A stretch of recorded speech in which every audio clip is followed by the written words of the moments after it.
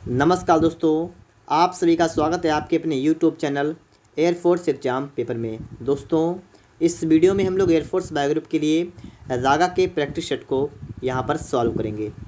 दोस्तों, इसका पीडीएफ आपको टेलीग्राम ग्रुप पर मिलेगा और उसका लिंक आपको डिस्क्रिप्शन बॉक्स में दे रखा है, तो आप लोग टेलीग्राम ग्रुप को भी ज्वाइन कर लीजिएगा।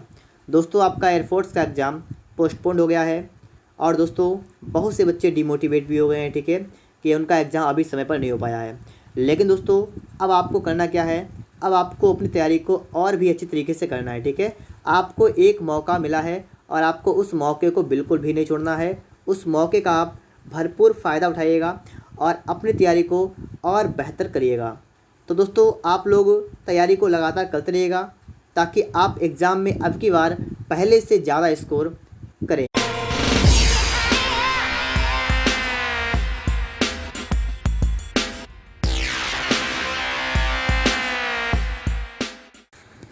देखिए दोस्तों, प्रश्न नंबर 1, निम्न को सुमेलित कीजिए।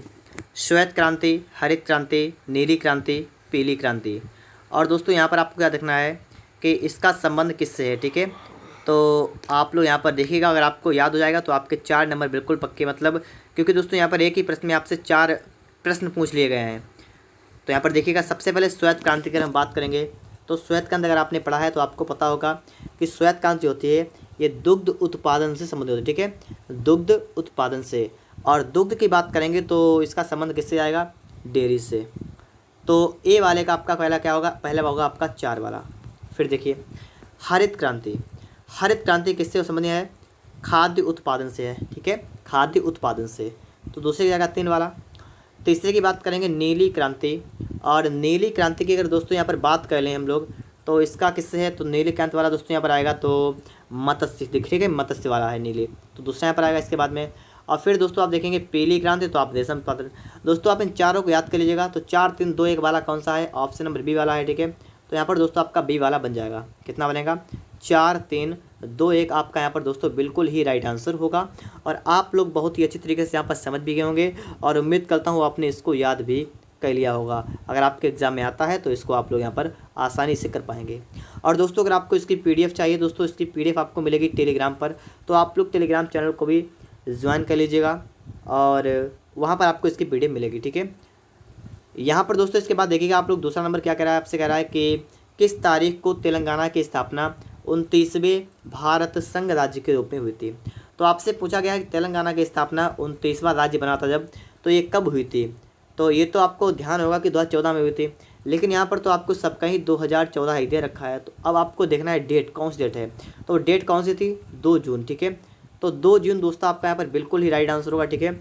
ऑप्शन नंबर आपका यहाँ पर डी वाला दोस्तों बिल्कुल ही राइट आंसर होगा। इसके बाद दोस्तों हम देखेंगे नेक्स्ट क्वेश्चन, देखेंगे प्रश्न नंबर तीसरा क्या आपका है कि एशियन विकास बैंक का मुख्यालय कहाँ पर स्थित है। Tokyo, Colombo, Manila, Kuala Lumpur. Asian विकास बैंक, ADB, इसका मुख्यालय इंग्लिश में आएगा तो ADB, और हिंदी में आपसे कहा गया एशियन डेवलपमेंट बैंक, ठीक है, विकास बैंक। तो इसका मुख्यालय कहाँ है, मनीला, फिलीपींस में है, ठीक है। तो ऑप्शन नंबर आपका यहाँ पर सी वाला बिल्कुल ही करेक्ट आंसर हो जाएगा। यहाँ पर आप देखेंगे प्रश्न नंबर 4 आपसे क्या कह रहा है, 1 रुपये के नोट पर किसके हस्ताक्षर होते हैं। वित्त मंत्री इनमें से कोई नहीं, सचिव वित्त मंत्रालय, गवर्नर भारतीय रिजर्व बैंक। तो जो 1 रुपये का नोट है ना, उसके ऊपर RBI के हस्ताक्षर नहीं होते हैं, और बहुत से बच्चे इसमें गलती कर देते हैं। किसके होते हैं, वित्त मंत्रालय का जो सचिव होता है ना उसके होते हैं। तो आपका यहाँ पर सी वाला होगा, वित्त मंत्रालय का कौन, सचिव, तो वित्त सचिव, ठीक है। अगर ऐसे लिख के ना आए तो आपके सामने आएगा वित्त सचिव, तो आप उसको टिक करेंगे, ठीक है। तो सचिव को आप याद रखेंगे कि वित्त मंत्रालय का जो सचिव होता है वो 1 रुपये के नोट पर हस्ताक्षर करता है। आगे आप यहाँ पर देखिएगा प्रश्न नंबर 5 आपका क्या है, DNS का अभिप्राय क्या है। दोस्तों आपके एग्ज़ाम में कभी कभी फुल फॉर्म वगैरह आ जाती हैं तो आपको उनको भी याद रखना है। और आपसे यहाँ पर पूछा गया है DNS का अभिप्राय क्या है, तो क्या होगा इसका होगा दोस्तों डोमेन नेम सिस्टम। दोस्तों नेस यहाँ पर है, यहाँ पर दोस्तों आपका है नेम, ठीक है, नेम। तो क्या होगा, डोमेन नेम सिस्टम, ठीक है। तो आपका यहाँ पर सी वाला होगा। Domain name system. यहाँ पर आप देखेंगे 6 नंबर, पवन की गति मापन के लिए प्रयुक्त उपकरण कौन सा है, या प्रयुक्त उपकरण का नाम क्या है जिससे हवा के वेग को मापा जाता है। उसका नाम दोस्तों क्या है, एनीमोमीटर। तो ऑप्शन नंबर दोस्तों आपका यहाँ पर ए वाला बिल्कुल ही राइट आंसर होगा। ठीक है, क्या होगा, एनीमोमीटर आपका यहाँ पर बिल्कुल करेक्ट आंसर हो जाएगा। प्रश्न नंबर दोस्तों आप देखेंगे 7 नंबर, साइलेंट वैली मतलब साइलेंट घाटी जो है ये किस राज्य में स्थित है। तमिलनाडु, केरल, असम, अरुणाचल प्रदेश। तो कहाँ पर है साइलेंट वैली या घाटी, कहाँ पर है, केरल में। ठीक है, तो बी यहाँ पर आपका होगा। और दोस्तों इसके बाद आप देखेंगे प्रश्न नंबर 8, मानव शरीर में सबसे छोटी हड्डी। सबसे पहले दोस्तों अगर बात करें मानव शरीर में कितनी हड्डियाँ होती हैं, तो 206 होती हैं। और इनमें से आपसे कहा गया सबसे छोटी हड्डी कौन सी होती है, तो जिसका नाम यहाँ लिखा हुआ है स्टेप्स। इसको और क्या, इसको कहते हैं स्टेपीज। ठीक है, स्टेपीज। तो उसके आपके लिए नाम जैसा भी लिखा हुआ, ठीक है, स्टेपीज हो चाहे स्टेप्स हो, आप याद रखेंगे। सबसे छोटी होती है कान पर होती है, कान में होती है।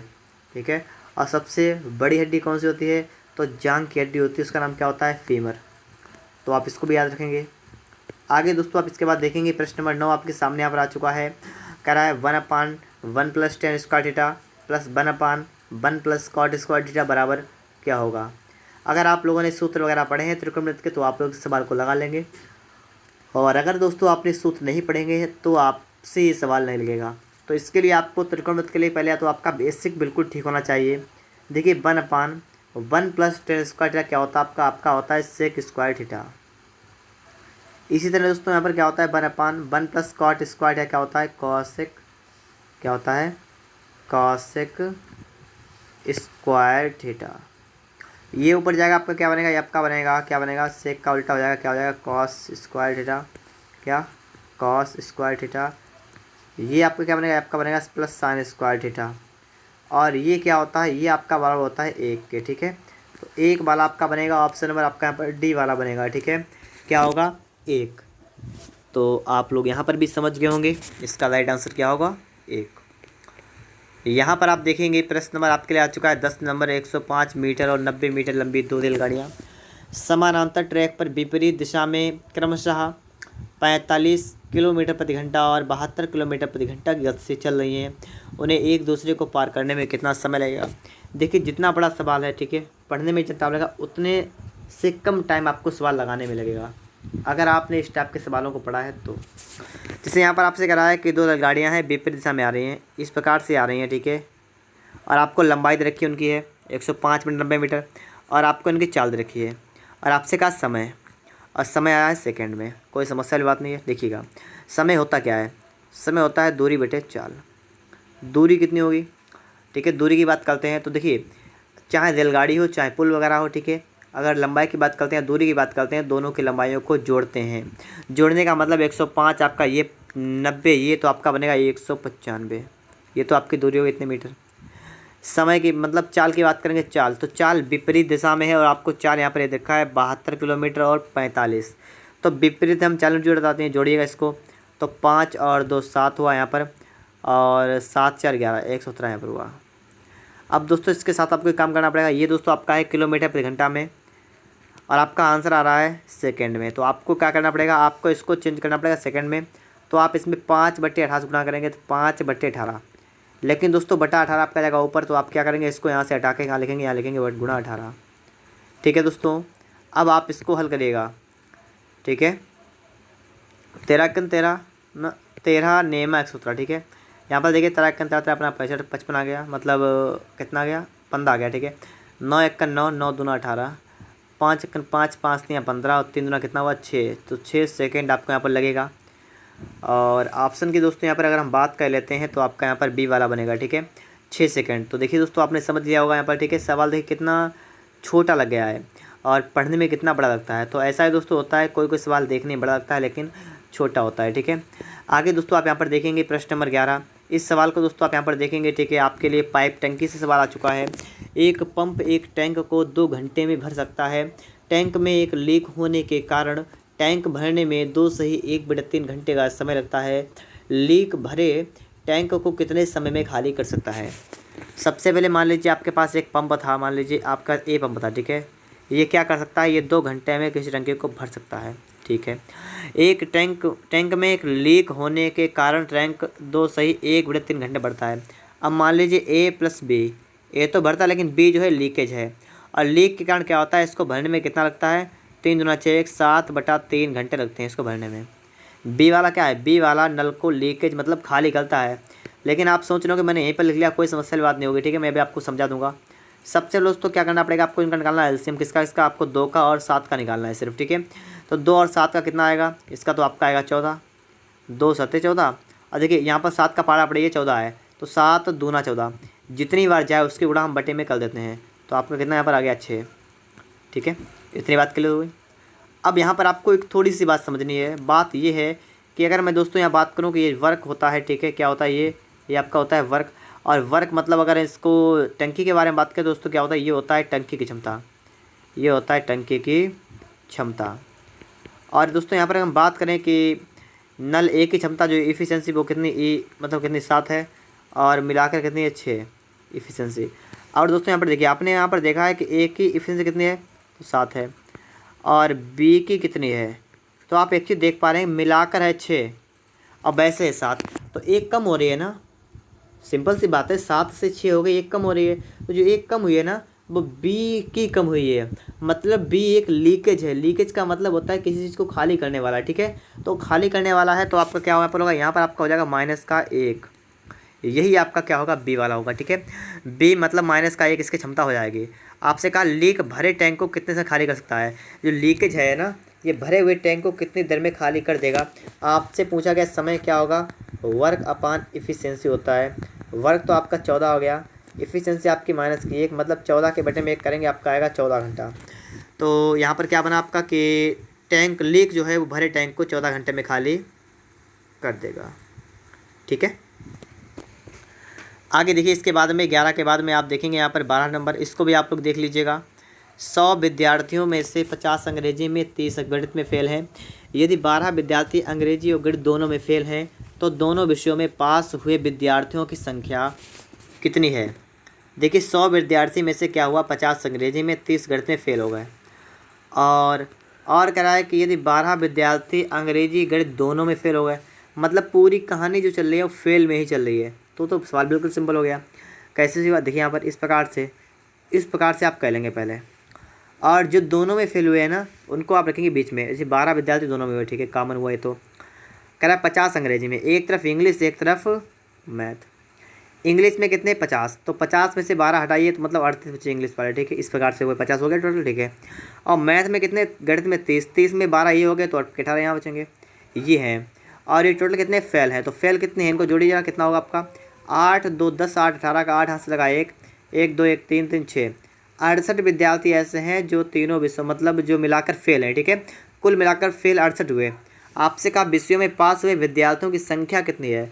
अब देखिए टोटल कितने विद्यार्थी हैं, 100 विद्यार्थी हैं, 100 में से 68 तो फेल हो गए हैं, तो कितना बचेगा, 10 से 8 गया 2 बचेगा, और यहाँ पर बचेगा 3, 32 बनेगा, ठीक है। तो ऑप्शन नंबर दोस्तों आपका यहाँ पर डी वाला बिल्कुल ही करेक्ट आंसर हो जाएगा, और आप लोग बात को अच्छी तरीके से यहाँ पर समझ भी गए होंगे। दोस्तों अगर आपको इसकी PDF चाहिए तो दोस्तों आपको इसकी PDF टेलीग्राम पर मिलेगी। और टेलीग्राम दोस्तों आपको टेलीग्राम पर जाकर सर्च करना पड़ेगा @, और बिना स्पेस के आपको लिखना है एयरफोर्स और एग्ज़ाम और पेपर, ठीक है। यहाँ पर दोस्तों आपको बिल्कुल फ्री में PDF मिलेगी। अगर दोस्तों आपने अभी तक मुझे इंस्टाग्राम पर फॉलो नहीं किया है तो आप वहाँ पर फॉलो कर सकते हैं। यहाँ पर आप देखेंगे दोस्तों सवाल क्या कह रहा है, ठीक है। इसको पहले पढ़िएगा। आप कह रहा है कि A/B आपका 2:3 है, B/C आपका 4:5 है। आपको A²/B/B² ज्ञात करना है, ठीक है। अभी तक आपने ऐसा सवाल नहीं लगाया होगा, ये कोई बात नहीं है, आप यहाँ पर देखिएगा, सीखिए, समझिएगा, ठीक है। A और B का अनुपात आपको दे रखा है, B और C का दे रखा है। आपको ये तो पता होगा कि तीनों में अनुपात कैसे निकालेंगे, A, B और C में किस टाइप से क्या करेंगे कि हमारा अनुपात निकल के आ जाएगा। तो देखिए यहाँ पर A/B आपका हो जाएगा 2/3। और अगर दोस्तों मैं इसको ऐसा ना लिख के इस टाइप से लिखूँ, अगर A/B कितना आपका है 2:3, और B/C कितना आपका है 4:5। अगर मैं आपसे दोस्तों कहूँ यहाँ पर कि आप बताइएगा कि A अनुपात B अनुपात C कितना होगा, तो यहाँ पर देखिएगा इसकी गुणा इसमें करेंगे, इसके इसमें करेंगे, ये इसमें, ठीक है। तो 4 दूना 8 अनुपात 4 तियाँ 12 अनुपात 5 तियाँ 15, ये आपका अनुपात यहाँ पर बन जाएगा, ठीक है। अब आपसे कहा गया A स्क्वायर अनुपात B स्क्वायर अनुपात B से याद कीजिए। देखिए यहाँ पर A स्क्वायर, इसका मतलब क्या है कि 8 का स्क्वायर, तो यहाँ पर दोस्तों आपका 8 का स्क्वायर होगा। फिर B स्क्वायर का मतलब क्या हो, 12 का स्क्वायर होगा। और फिर कितना है कि BC कितना है, तो BC के लिए दोस्तों क्या करना पड़ेगा आपको, 12 गुणा 15 करना पड़ेगा। इनको आपको थोड़ा हल करना पड़ेगा, ठीक है। तो आपका होगा 64, ये आपका हो जाएगा 144, और ये आपका, ये दोस्तों अनुपात में है, ठीक है। मैं यहाँ पर कामा लगा रहा हूँ, कामा नहीं है ये तो मैं लगा दे रहा हूँ, तो ठीक है, मैं इसको हटा रहा हूँ, ठीक है। अब देखिए मैं आपको दिखा रहा हूँ कि अनुपात लगेगा यहाँ पर, और अब दोस्तों अनुपात जब आपका लग जाएगा, ठीक है, इस प्रकार से आपका अनुपात बन जाएगा, और 12 गुणा 15 ये आपका है। तो इसमें दोस्तों आप अगर सही देखें तो आप 4 से काटेंगे, देखिए 4 से आपका जाएगा 16 बार, 4 देखिए 4 तियाँ 12 बचा दो, 4 से 24, 4 तियाँ 12, आपका बना 16 अनुपात 36 अनुपात 15 तियाँ 45। तो 16 36 45 आपका यहाँ पर बी वाले में है, ठीक है। तो यहाँ पर आपका बी वाला बिल्कुल ही करेक्ट आंसर होगा, ठीक है। ऑप्शन नंबर बी वाला आपका यहाँ पर बिल्कुल राइट आंसर हो जाएगा। 13 के बाद दोस्तों आप देखेंगे सवाल नंबर 14 आपके लिए यहाँ पर आ चुका है। इस सवाल को भी आप समझेंगे। प्रतिवर्ष 11% की दर से 6 साल में 747 रुपये के लिए मूल राशि क्या होगी। अब देखिए यहाँ पर दोस्तों आपके लिए सवाल आ चुका है सिंपल इंटरेस्ट। अगर आपने नहीं पढ़ा है तो आप उसको पहले पढ़िएगा, ठीक है। और फिर यहाँ पर देखिए प्रतिवर्ष 11% की दर से 6 वर्ष में 747 रुपये के लिए मूल राशि क्या है। मूल राशि का मतलब मूलधन बताना है, आप मान लेंगे P है, और 747 रुपये के लिए मूल राशि क्या है, मतलब इस इतने रुपए जो आपका है ना, ये क्या है, ये आपका है अमाउंट, मतलब मिश्र धन। और अगर दोस्तों मैं यहाँ पर बात करूँ कि आपका ब्याज कितना होगा, तो ब्याज आपका क्या होता है, ब्याज होता है मिश्र धन माइनस मूलधन होता है, मिश्र धन माइनस का मूलधन। तो कितना हो जाएगा, मिश्र धन आपका है 747 माइनस का मूलधन आपका है P, तो ये आपका मिलाकर क्या होगा, ये आपका बनेगा ब्याज। यहाँ पर कह रहा है कि 11% की दर है, 6 साल है, और ब्याज आपको यहाँ पर आपसे मूल राशि पूछी गई, ठीक है। तो आप सबसे पहले तो फॉर्मूला लगाएंगे, तो लगाइएगा क्या होता है कि ब्याज सिंपल इंटरेस्ट क्या होता है, P मतलब मूलधन इंटू दर इंटू समय बटा 100 ये होता है। तो ब्याज तो आपको नहीं पता है, जी हाँ आपने यहाँ पर निकाला है, क्या लिखा है आपने, लिखा है यहाँ पर 747 माइनस का P बराबर P इंटू R कितना है, दर है 11% की, समय कितना है 6 बटा में क्या करेंगे 100। अब इसमें से आपका जो भी कटे उसको काट दीजिए, और ना कटे तो कोई बात नहीं है, लेकिन दोस्तों मैं इसको नहीं काटूंगा, ठीक है, गुणा करूँगा सीधे, ऊपर ले जाऊँगा 100। तो आपका यहाँ पर कितना बनेगा, आपका बनेगा 74700 माइनस का 100 P बराबर, और 11 का कितना होगा 66। तो आपका कितना हो जाएगा, आपका हो जाएगा 100 नहीं सिर्फ 66, ठीक है, 66 P। अब दोस्तों आप क्या करेंगे, आप करेंगे 747 बराबर 100 उधर ले जाएंगे, आपका हो जाएगा 166 P। अब देखिए आपका यहाँ पर कितनी बार जाएगा, ये भी आपको देखना है। 16 से काटेंगे, ठीक है, क्या करेंगे 16 से काटेंगे तो 166 कितनी बार जाएगा, तो आप यहाँ पर देखिएगा थोड़ा, ठीक है, 1 मिनट रुकेगा, इसको थोड़ा काटा थोड़ा करके, ठीक है, जिससे कि आपका आसानी से यहाँ पर सॉल्व हो जाए सवाल, अब आपको समझ में भी आ जाए।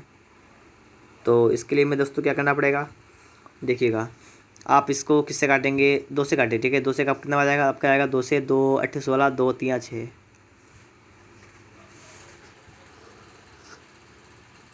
यहाँ पर देखिए 2 3 6 बचा है, 2 7 14 2 3 6 2 5 10 0। फिर दोस्तों 83 हो गया है, ठीक है। और यहाँ पर दोस्तों अब आपको फिर से समझना है कि यहाँ पर ये अब कितनी बार कटेगा। तो यहाँ पर तो कोई बात समस्या वाली बात नहीं है, ठीक है। यहाँ पर भी दोस्तों हम देखते हैं, इसको हमें काटना है, ठीक है। तो अगर 8 चौका करेंगे 32 होगा, और 8 5 40, तो देखिएगा कितनी बार जाएगा, 5 बार तो जाएगा नहीं ना, तो ये जाएगा ये वाला आपका बचेगा, इनमें से कोई एक होगा, ठीक है। और देख लेते हैं हम लोग, तो देखिए लास्ट में आपका 0 है, अगर 5 से गुणा करेंगे तो 5 या 15 होगा, तो कौन सा नहीं हो सकता है, आपका B भी नहीं हो सकता है, ठीक है। तो आपका यहाँ पर C वाला बनेगा, लेकिन गुणा करके चेक कर लीजिए, ठीक है, क्योंकि कुछ बच्चों को डाउट भी होगा कैसे हो गया कैसे कर दिया। देखिए 83 की गुणा कितने में करेंगे हम लोग, 450 में करेंगे, तो कैसे देखिए 0 आप पहले लगाएंगे, ठीक है, 5 या 15 का 5 लगाए, 8 45 41 हो गया यहाँ पर, और देखिए 4 3 12 का 2 यहाँ से लगाया, 8 चुके 32 33 यहाँ पर हो गया। तो 0 7 4 7 कितना है, फिर से देखिए आप लोग दोस्तों यहाँ पर 0 आपका हो गया। 1 मिनट थोड़ी सी गलती होगी गुणा करने में, क्योंकि दोस्तों ये जो तो आपके एक तरफ हटा दीजिए, ठीक है। यहाँ पर देखिए, यहाँ पर कट का यहाँ लगेगा, ठीक है। और यहाँ पर देखिएगा कि 4 3 12 का 2 यहाँ से लगा 1, 8 चुके 32 33 इतना आपका बनेगा। तो 0 5 3 7 3, तो बस वही आपका है, मतलब मिलाकर बात यही बनेगी, आपका सी वाला ही बनेगा और आप लोग समझ भी गए होंगे। आगे देखिए 15 नंबर सवाल आपके यहाँ पर आ चुका है। एक वर्ग के विकर्ण की लंबाई ए सेमी है, निम्न में से कौन सा वर्ग के विकर्ण वर्ग सेमी में का प्रतिनिधित्व करता है। तो यहाँ पर हम लोग देखेंगे इस सवाल को। तो देखिए सबसे पहले क्या करेंगे, हम लोग यहाँ बनाएंगे एक वर्ग। आपको समझाने के लिए मैं बना रहा हूँ एक वर्ग, ठीक है। इस प्रकार से आपका होता है वर्ग, चौकोर होता है बिल्कुल। और आपसे कहा विकर्ण की लंबाई आपकी है ए। तो सबसे पहला हमारा दायित्व तो क्या बनता है कि हम यहाँ पर निकालेंगे भुजा कितनी है। और भुजा कैसे निकालते हैं, इसके लिए भी हमें कुछ ना कुछ पता होना चाहिए। क्या पता होना चाहिए, हमें पता है वर्ग का विकर्ण। वर्ग का विकर्ण क्या होता है, ये होता है बराबर √2 गुणा, और क्या होता है, ये आपका क्या होता है कि √2 और गुणा होता है भुजा। तो भुजा निकालना है ना, तो विकर्ण कितना ए, अब बटा में कर देंगे √2, तो ये आपकी आएगी भुजा। तो आपकी भुजा निकल के आ चुकी है a/√2, ठीक है। तो a/√2 आपकी भुजा आ गई। और अगर भुजा आ गई तो आपसे पूछा गया वर्ग के क्षेत्रफल, और क्षेत्रफल तो आप निकाल सकते हैं ना। एरिया क्या होता है, एरिया होता है साइड का स्क्वायर। तो साइड का स्क्वायर का मतलब क्या है, भुजा का स्क्वायर। क्या होता है, भुजा का स्क्वायर। तो भुजा है a/√2, और इसका स्क्वायर कितना होगा, a का स्क्वायर हो जाएगा a², और इसका हो जाएगा 2। तो a²/2 आपका बनेगा। यहाँ पर दोस्तों आपका ऑप्शन नंबर यहाँ पर सी वाला बिल्कुल ही राइट आंसर होगा, ठीक है। ऑप्शन नंबर सी वाला आपका यहाँ पर बिल्कुल ही करेक्ट आंसर हो जाएगा। दोस्तों वीडियो अच्छा लग रहा हो तो आप लोग वीडियो को लाइक वगैरह कर दीजिएगा, चैनल को सब्सक्राइब भी कर लीजिएगा। और यहाँ पर हम देखेंगे दोस्तों सवाल नंबर आपके लिए आ चुका है 16 नंबर, ठीक है। इस सवाल को भी आप लोग यहाँ पर समझिएगा। तो यहाँ पर हमें देखना है, ठीक है। अब आपको सही से दिख रहा होगा। देखिए आपसे कह रहा है पुस्तकों, उपन्यासों और शब्दकोशों। देखिए उपन्यास जो होता है वो एक प्रकार की पुस्तक ही होती है, और जो शब्दकोश मतलब जिसके अंदर ढेर सारे शब्द लिखे होते हैं, वो भी एक पुस्तक के अंतर्गत ही आ जाती है। तो एक पुस्तक होगी, उसके अंतर्गत 2 चीज़ें आएंगी। तो ना तो आपका ये होगा, ना तो आपका ये होगा। अब बात चलेगी बी, डी और सी में कौन सा सही होगा। देखिए उपन्यास, देखिए पुस्तक के अंतर्गत तो उपन्यास भी आते हैं और शब्दकोश भी आते हैं। लेकिन उपन्यास और शब्दकोश में क्या रिलेशन होता है, क्या कुछ उपन्यास शब्दकोश होते हैं या कुछ शब्दकोश उपन्यास होते हैं, ऐसा बिल्कुल नहीं होता है। तो आपका यहाँ पर डी वाला बनेगा, ठीक है। कि सब अलग अलग, पुस्तक के अंतर्गत उपन्यास अलग है, शब्दकोश अलग रहेगा। यहाँ पर आप देखेंगे, ठीक है। सवाल नंबर कितना है आपका, है 17 नंबर, ठीक है। अब आपको दिख रहा होगा यहाँ पर आगे बैठी, कहा है कि अपने आगे बैठी महिला की ओर देखते हुए रमन ने कहा। रमन कह रहा है, और कह रहा है महिला की ओर देखते हुए क्या कह रहा है कि वह, रमन कह रहा है वह मेरी पत्नी, रमन की पत्नी, ठीक है, रमन की पत्नी। और के पति, अब आप थोड़ा सा लगाइएगा कि वह मेरी पत्नी के पति, रमन की पत्नी, और इसका पति तो यही होगा ना, इसका पति तो रमन ही होगा। और कहा की बहन है, रमन की ये महिला कौन है, बहन है। पूरी बात आपको सबसे पहले ही बता दी है। अब तो आप लोग समझ ही गए होंगे सवाल में क्या पूछ सकता है। सवाल में कहा महिला का रमन से क्या संबंध है। अब आपने यहाँ पर देख भी लिया कि महिला रमन महिला वो है, रमन की कौन है, बहन है। तो आपका बी होगा यहाँ पर। तो बिल्कुल सिंपल तरह सवाल था, ठीक है। तो आपने बस समझा होगा, सवाल को लगा भी लिया होगा। आगे देखिए दोस्तों, इसके बाद में 17 के बाद आपका चलेगा 18 नंबर। इसको देखिए आप लोग, यहाँ पर सवाल आपका कह रहा है कि दोनों शब्दों के पक्षी और पंख का एक दूसरे के निश्चित संबंध है। सही विकल्प का चयन करें जिसके दोनों शब्दों में वैसा ही संबंध निकले। जैसे पक्षी, पंख, तो पक्षियों के क्या होते हैं, पंख होते हैं। पहली बात क्या है, पक्षियों के पंख होते हैं जिनसे कि वे उड़ती हैं। आपसे पूछा, देखिए वेल पानी, तो देखिए हिसाब वही लगाइए कि पक्षी के क्या होते हैं, पंख होते हैं, वेल के पानी होते हैं, मतलब ये तो बन नहीं रहा, तो आप कह नहीं हो सका। फिर कुत्ते के फेफड़े होते हैं, ये भी कुछ नहीं बनता बढ़िया तरीके से। इसको लेके रोक लिए, थोड़ा इस डाउट में है। आगे देखिए कार पहिया, मतलब क्या है कि जिस प्रकार पक्षी जो है उनको उड़ने के लिए पंखों की आवश्यकता होती है, उसी प्रकार कार को चलने के लिए पहिए की आवश्यकता होती है। और जी हाँ दोस्तों, बिल्कुल सही आपका यहाँ पर प्रश्न होगा, सी वाला ऑप्शन होगा यहाँ पर। ठीक है, कि कार को चलने के लिए भी पहिए की आवश्यकता होती है, बिना पहिए की कार नहीं चलेगी। तो इसके लिए आपका कौन सा बना, सी वाला बन जाएगा। फिर दोस्तों आप इसके बाद देखेंगे प्रश्न नंबर आपके लिए आ चुका 19 नंबर, इसको आप देखिएगा। ई बराबर 5 है आपका, होटल बराबर 12 है, तो आपसे पूछा गया लैम्प का कोड क्या होगा। तो यहाँ पर भी आप देखिए ई 5 लिखा आपका, आपको ये भी पता है कि ई कितने पे होता है, 5 पे होता है, तो कोई समस्या वाली बात नहीं है। होटल को 12 कैसे लिखा हम ये समझेंगे पहले, ठीक है। और देखिएगा होटल जैसे आपका लिखा है, एच कितने होता है, एच देखिए HOTEL, एच होता है 8 पर, ओ होता है 15 पर, टी होता है 20 पर, ई होता है 5 पर, होता है 12 पर। और यहाँ से आप क्या करेंगे, आपको देखना है कि आपका आया कितना है, 12। ये 12 आया कैसे है, हमें इसकी खोज करना है। तो खोज करने के लिए क्या करेंगे, हम सबको जोड़ेंगे पहले। अब चेक करेंगे कितना हुआ, 5 2 7, 5 12 और 8 20 का 0 हाथ से लगा 2 2 1 3 2 5 1 6 60 हुआ और है 12। तो इसका मतलब इसने 5 से भाग कर दिया तभी आपका 12 आएगा। तो बस अब तो आपको कोई समस्या ही नहीं होगी। आप फटाफट लिखेंगे लैम्ब LAMB। एल कितने होता है, होता है 12 पर, ए होता है 1 पर, एम होता है 13 पर, वी होता है 2 पर। इन सभी को करेंगे ये ओ, ठीक है। तो देखिएगा 13 और 12 कितना हुआ, 25 1 26 28, कितना आपका हुआ 28। और यहाँ पर कह रहा है कि लैम्ब का कोड क्या होगा, ठीक है, लैम्ब का कोड क्या होगा। तो यहाँ पर दोस्तों आपको देखना क्या है, आपको यहाँ पर ये देखना है कि आपके अक्षर कितने हैं। जैसे यहाँ पर उन्होंने क्या यहाँ पर देखा 1 2 3 4 5 अक्षर थे, उन्होंने 5 से भाग कर दिया। वही सिस्टम यहाँ चलेगा, देखिए 1 2 3 4, ठीक है। तो 4 आपके हैं, तो यहाँ पर आपको 4 से भाग करना पड़ेगा, आपको कितना आएगा, आपका आएगा यहाँ पर 7 निकल के। तो 7 वाला होगा, ऑप्शन नंबर ए वाला आपका यहाँ पर हो जाएगा बिल्कुल ही करेक्ट आंसर। और आप लोग बात को समझ पा रहे होंगे, ठीक है। आगे देखिए दोस्तों, इसके बाद में आप देखेंगे प्रश्न नंबर आपके लिए आएगा 20 नंबर। यहाँ पर आप देखिएगा, कह रहा है कि यदि परसों कल से पहले का दिन शनिवार था, जैसे कि यहाँ पर मान लीजिए इस प्रकार से, ठीक है, दिन है यहाँ पर आज है। और यहाँ पर बात कब की गई है कि कल से, परसों मतलब कल से पहले का दिन शनिवार था, बीता हुआ, ठीक है। तो आज, इससे पहले कल, और इससे पहले जो होगा वो क्या होगा, परसों, ठीक है। परसों क्या होगा, परसों हो जाएगा। और कह रहा है कि शनिवार था, तो इसमें है शनिवार, ठीक है, बात को समझिएगा। इसमें क्या है, शनिवार। अब मैं आपसे पूछूं शनिवार के बाद क्या आएगा, रविवार, फिर सोमवार। तो आज कौन सा होगा, आज सोमवार होगा, ठीक है। और कह रहा है तो कल आने वाले के बाद का दिन, कल आने वाला ये और इसके बाद का दिन मतलब ये। तो आपसे ये पूछा गया ये वाला, तो कल के बाद का कौन सा होगा, तो सोम आज है, मंगल बुध, तो बुधवार होगा। बुधवार का मतलब ऑप्शन नंबर आपका यहाँ पर सी वाला। तो 20 नंबर का दोस्तों आपका यहाँ पर सी वाला बिल्कुल ही राइट आंसर होगा, ठीक है। बुधवार आपका यहाँ पर बिल्कुल ही राइट आंसर हो जाएगा। यहाँ पर आप समझेंगे, ठीक है। सवाल नंबर आपके आ चुका है 21 नंबर, इस सवाल को आप लोग पढ़िएगा और इससे भी आप सीखिएगा, ठीक है। शर्मिला ने दक्षिण दिशा में जाना आरंभ किया। 15 मीटर चलने के बाद वह अपने बाईं ओर 2 बार मुड़कर प्रत्येक बार 15 मीटर चली।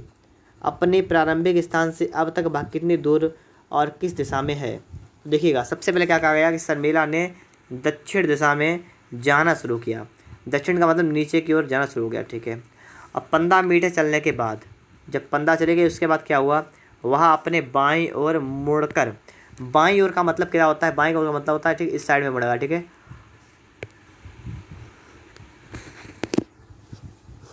और यहाँ पर दोस्तों कह रहा है कि बाईं ओर मुड़कर, बाईं ओर 2 बार मुड़कर, और प्रत्येक बार 15 मीटर चली।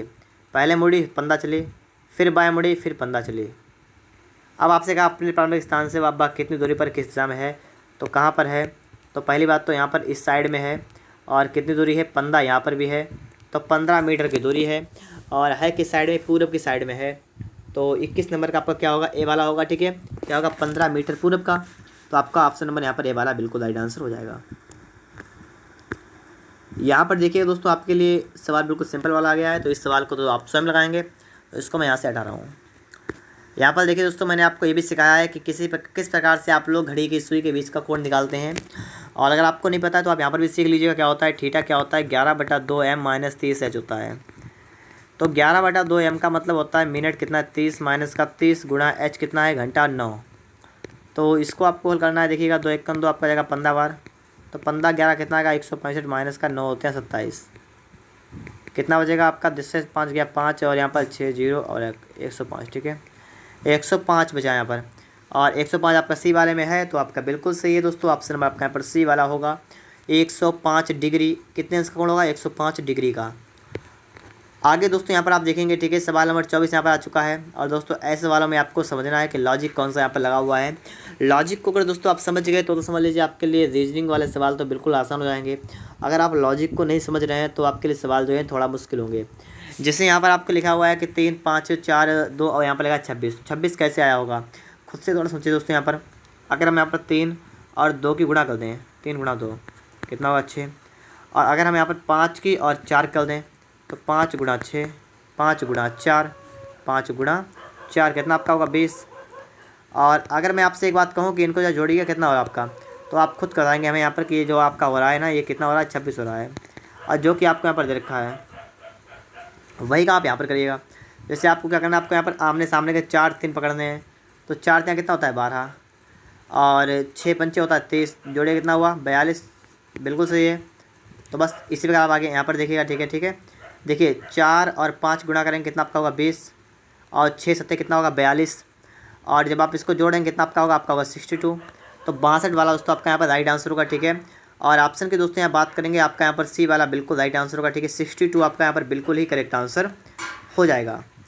अब दोस्तों आपको इसके बाद में समझना है प्रश्न नंबर 25 को, ठीक है। तो प्रश्न नंबर 25 दोस्तों आप कैसे लगेगा, यहाँ पर आपसे क्या कहा गया है, यहाँ पर दोस्तों आपसे कहा गया है कि इसमें आपको बिल्कुल वर्णमाला के क्रम के अनुसार लगाना है, ठीक है कि वर्णमाला के अनुसार यहाँ पर क्या बनेगा। तो बस वही आपको समझना है। तो स्टार्टिंग के अक्षर को पकड़ेंगे सबसे पहले, जो सबके कॉमन मिलेगा, देखिए एन ए सबका ही है, ठीक है एन ए आपका दोस्तों यहाँ पर सबका ही है तो एन तो आपका हो जाएगा। फिर आपको आगे समझना है T U S R T, तो इसमें से पहले कौन सा आएगा, तो देखिए एस आर मतलब आर होता है 18 पर, तो ये तो आपका नंबर 1 पर आ गया। फिर आर का आएगा एस वाला, तो ये आएगा नंबर 2 पर। फिर आएगा टी वाला, तो टी वाले तो यहाँ पर 2 हैं, ठीक है। तो 2 में क्या कन्फ्यूजन है ये भी देखिएगा आप, यहाँ पर है टी यू, यहाँ पर है टी, देखिए टी यू यहाँ पर है, यहाँ पर है आपका टी आई, तो आई आता है पहले बार, तो 3 पर ये आएगा, नंबर 4 पर तो ये आपका आएगा, और 5 पर आपका आएगा, ये 5 पर आएगा। अब दोस्तों इसका प्रश्न जो है यहाँ पर नहीं है, ठीक है तो प्रश्न थोड़ा छूट गया है। अगर दोस्तों आपका यहाँ पर कहा जाएगा सीरीज़ से लगाइए, क्रम से लगाइएगा, तो आप लगा देंगे कितना लगाएंगे बी, फिर कौन सा है, फिर नंबर दूसरे पर आपका ई वाला है, फिर तीसरे पर आपका डी वाला है, चौथे पर आपका ए वाला है, 5वें पर आपका सी वाला है। तो बस इतना आपका छूट गया था, तो बी ई डी ए सी आपका यहाँ पर बनेगा। अगर दोस्तों आपसे ये ना कहता, आपसे यहाँ पर कहता कि निम्न में से तीसरे स्थान पर कौन सा आएगा, तो आप यहाँ पर ढूंढ के बता देते नंबर 3 पर कौन सा आएगा या नंबर 4 पर कौन सा आएगा, ठीक है। तो इस प्रकार से आप लोग यहाँ पर बता भी सकते हैं। 25 के बाद दोस्तों आपके लिए है प्रश्न नंबर 26, इसको आप देखिएगा। और यहाँ पर भी दोस्तों में समझना है कि इसके लिए हमारा क्या लॉजिक लगने वाला है, ठीक है। देखिएगा आपको यहाँ पर डैश देखा है, ठीक है ए फिर डैश फिर बी फिर ए, इस प्रकार से आपका है। तो आप पहले काउंटिंग करिएगा, देखिए 1 2 3 4 5 6 7 8 9 10 11 12 13 14 15 16 बन रहा है। जब भी आपका 16 बने इसका मतलब क्या हो रहा है, इसका मतलब यहाँ पर जो आपके जो टुकड़े होंगे ना वो कितने के होंगे, 4 4 के टुकड़े। जैसे कि आपका यहाँ पर 1 हो गया, 1 यहाँ पर हो गया, और दोस्तों आपके आगे यहाँ पर होंगे, ठीक है। तो कैसे होंगे ये भी आगे आप देखिए यहाँ पर, तो यहाँ पर 1 होगा, ठीक है इस प्रकार से, ये ऐसे होगा, ठीक है यहाँ पर इस प्रकार से। अब देखिए जैसे आपको यहाँ पर बीच में डबल ए दिख रहा है, यहाँ बीच में नहीं दिख रहा है, यहाँ नहीं दिख रहा है, यहाँ पर देखिए दिख रहा है, ठीक है। तो आप समझ पा रहे हैं एक बात कि यहाँ पर बीच में तो आपका डबल ए होगा, ठीक है। और फिर लास्ट में देखेंगे दाएं बाएं, तो आपका होगा बी, बी यहाँ पर भी होगा और बी यहाँ पर भी होगा, तो आपका होगा बी बी ए बी। तो बी बी ए बी का मतलब ऑप्शन नंबर आपका यहाँ पर सी वाला होगा, ठीक है। तो अब आप लोग बात को समझ पा रहे होंगे, ठीक है। यहाँ पर जो आपका बनेगा वो कौन सा बनेगा, सी वाला। चलिए देखते हैं दोस्तों इसके बाद 27 नंबर को। और यहाँ पर दोस्तों बता दीजिएगा फटाफट से कि इसमें से इसके बाद में जो आगे आने वाला है वो कौन सा आएगा। तो देखिएगा यहाँ से आप अगर यहाँ पर देखें और थोड़ा सही से देखें, ठीक है, तो आप देख पा रहे होंगे इसमें मान लीजिए एक तरीके से आप देखें तो इसमें एक तरीके से बीच में मिरर लगाएंगे, ठीक है, मिरर इमेज, और इसका यहाँ पर बन रहा है। इससे दोस्तों यहाँ पर भी आप देखेंगे तो इसका यहाँ पर बन रहा है, तो इसका आपका आगे बनेगा। अब बिल्कुल आपको लगाना है मिरर इमेज, तो कैसा बनेगा आप देखिएगा। ये वाला जो सिस्टम है ना ये आपका बनेगा इस प्रकार से यहाँ पर आएगा, इस प्रकार से बनेगा।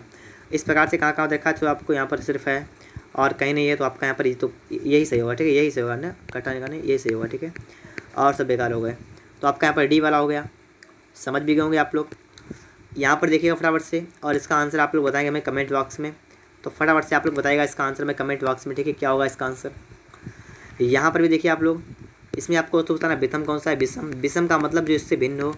तो इसका भी आंसर आप क्या बताएंगे, हमें बताएंगे, कमेंट बॉक्स में बताएंगे, ठीक है, कमेंट में इसका भी आंसर नंबर डाल दीजिएगा जिससे कि आपको कोई समस्या ना हो। और लास्ट क्वेश्चन आपका यहाँ बचा हुआ है, इसमें दोस्तों आपको बताना है, क्या बताना है कि ये वाली आकर जो है किस में दिख रही है। तो आप देखिए फटाफट से, और देखिए मैं आपको दिखा दूँ, ठीक है, इस प्रकार से आपका यहाँ पर बन रहा है, ठीक है, इस प्रकार से आपका ये बन रहा है, ये तो आपको दिख गया होगा, और ये भी आपका गया यहाँ पर है, यहाँ पर है, इतना है, ठीक है। तो बिल्कुल आपको यहाँ पर जो आपका डी वाला है ना, आपको डी वाले मिल जाएगी। तो इसके लिए दोस्तों आपका डी वाला बिल्कुल ही राइट आंसर होगा। और दोस्तों इस प्रकार से आपका जो है यहाँ पर 30 प्रश्न थे, मैंने आपको सही बता दिए हैं। अगर आपको वीडियो अच्छा लगा है तो आप लोग वीडियो को एक लाइक कर दीजिएगा। अगर आपने अभी तक चैनल को सब्सक्राइब नहीं किया है तो आप लोग चैनल को सब्सक्राइब भी करिएगा दोस्तों। अगर आप लोग और अपनी तैयारी को अच्छा करना चाहते हैं तो मेरे इस चैनल पर ढेर सारे मॉक टेस्ट पड़े हुए हैं, आप सभी को देखिएगा, जिससे कि आपकी तैयारी और भी अच्छी हो जाएगी।